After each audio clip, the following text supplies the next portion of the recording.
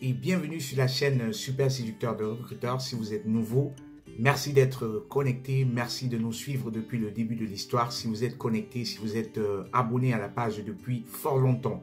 C'est la nouvelle année et généralement beaucoup de personnes se fixent des nouveaux objectifs à atteindre. Sauf que dans les statistiques, ou si vous voulez selon les statistiques, après au bout de 3 mois, beaucoup de ces objectifs ne sont pas atteints. Donc, certes, vous devez continuer de vous fixer des objectifs parce que la vie, c'est par devant. C'est-à-dire qu'on veut atteindre plus, on veut faire mieux que l'on a fait l'année précédente. Déjà, j'espère que 2021 était assez fructueux pour vous afin qu'en 2022, vous continuez ce que vous avez commencé en 2021. D'habitude, on se fixe des objectifs de santé, c'est-à-dire qu'on veut faire plus de sport. On se fixe des objectifs de carrière, on veut faire des formations, on veut avoir un nouveau poste, on veut avoir des promotions. J'insiste encore sur celui de la formation parce que nous vivons dans une époque où les choses changent en permanence. Et du coup, si vous voulez rester compétitif, vous devez continuer à vous former. Formez-vous sur des sujets, sur des thématiques transversales. Des thématiques transversales, c'est des compétences que vous allez développer et qui sont un peu passe-partout, comme la gestion de projet, comme la gestion des process, comme Excel et bien d'autres choses encore. Donc, j'insiste encore sur ce facteur-là. On se fixe aussi des objectifs de finance, c'est-à-dire que on veut épargner plus, on veut investir plus. Et parlons d'investissement, je vous suggère un mode d'investissement qui est la bourse.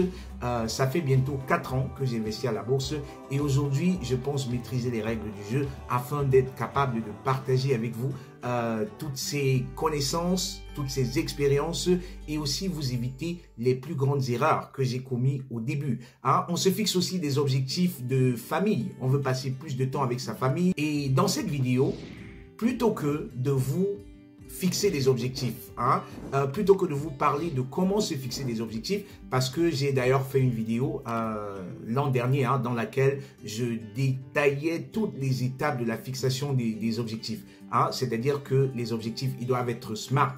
Je ne vais pas revenir dessus parce que si vous êtes abonné depuis fort longtemps à la chaîne, alors vous connaissez comment se fixer intelligemment des objectifs. J'ai envie, par le biais de cette vidéo, vous proposer une nouvelle approche. C'est-à-dire que plutôt que de parler des objectifs, pourquoi ne pas plutôt essayer de développer de nouvelles habitudes? Parce que vous savez, nous sommes le fruit de nos habitudes. Et une fois que nous avons réussi à développer des habitudes qui seront ancrées dans notre subconscient, qui est en réalité le réel maître, voilà, on aura justement fait un grand pas vers la réalisation de nos objectifs.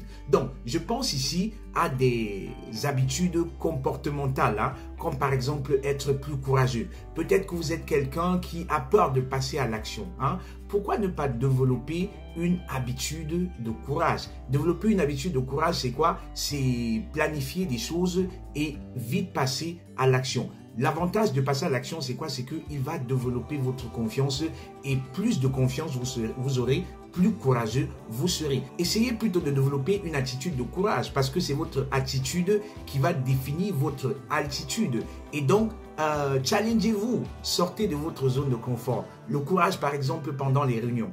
C'est-à-dire que si vous êtes dans les réunions et vous n'avez pas l'habitude de prendre la parole, ayez le courage de prendre la parole, passez à l'action. Il y a un projet que vous effraie. Ayez le courage de passer à l'action en commençant déjà par planifier la toute petite chose que vous pouvez faire pour vous lancer dans le projet. Parce que très souvent, le plus difficile, c'est de commencer. Développer des habitudes de faire ce qui est important. Parce qu'il y a tellement de choses à faire. Il y a tellement de choses à faire de nos jours que ceux qui gagnent, c'est ceux-là qui se concentrent sur les choses les plus importantes. Donc, chaque jour, ayez un plan de la journée. Et dans votre plan de journée, définissez 3 choses importantes. Quelles sont les 3 choses les plus importantes que si vous réalisiez, vous aurez justement réussi votre journée. C'est super important parce que il y a, comme j'ai dit, il y a tellement de choses à faire et la distraction aujourd'hui, c'est notre pire ennemi. Donc, parlons de distraction. Pourquoi ne pas développer une habitude de ne pas faire les choses inutiles, passer beaucoup de temps inutilement sur les réseaux sociaux. Les réseaux sociaux, ça nous sert de distracteur, ça nous permet de relaxer et tout. Mais après, il y a des personnes qui passent énormément de temps sur les réseaux sociaux. On peut utiliser les réseaux sociaux à bon escient. pour se former, pour être en contact avec la famille. Oui, bien évidemment. Mais après, il faudrait justement faire la part des choses. Et du coup, pourquoi ne pas penser à des choses qu'on ne veut plus faire, hein? Des voltants, toutes ces choses-là qui vous volent votre temps. Et dans les choses qui vous volent votre temps, il y a également les personnes qui vous volent votre temps. Les personnes qui ne vous servent en rien, hein? Je vais dire ça comme ça. Donc, pourquoi ne pas développer des habitudes de passer du temps avec des personnes qui méritent vraiment votre attention et les personnes qui ne méritent pas, justement, de les mettre de côté. Et parlant des personnes, pourquoi ne pas développer une habitude de développer votre réseau de contacts? Parce que vous savez, au jour d'aujourd'hui, nous ne sommes rien sans notre entourage. Et quand je dis entourage, c'est les personnes qui peuvent vraiment nous apporter de la valeur. Nous ne sommes rien sans notre réseau de contacts. Donc, pourquoi ne pas développer votre contact afin que, en cas de besoin, vous ayez toujours quelqu'un dans votre réseau qui peut vous être utile. Et parlant de réseau, je vous invite justement à rester connecté au réseau SSR parce que c'est un réseau qui devient de plus en plus large. C'est un réseau qui gagne de plus en plus en puissance.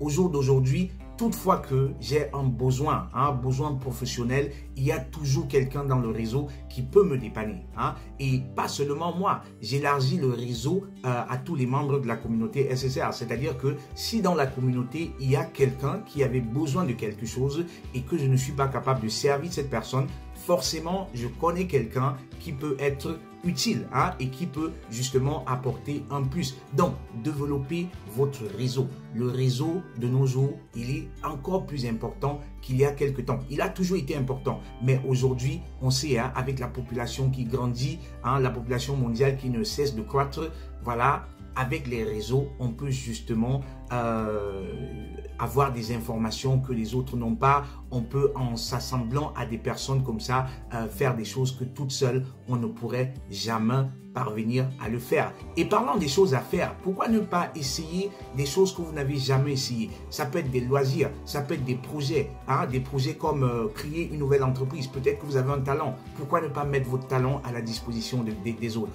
Peut-être que vous êtes très bon à encadrer des gens.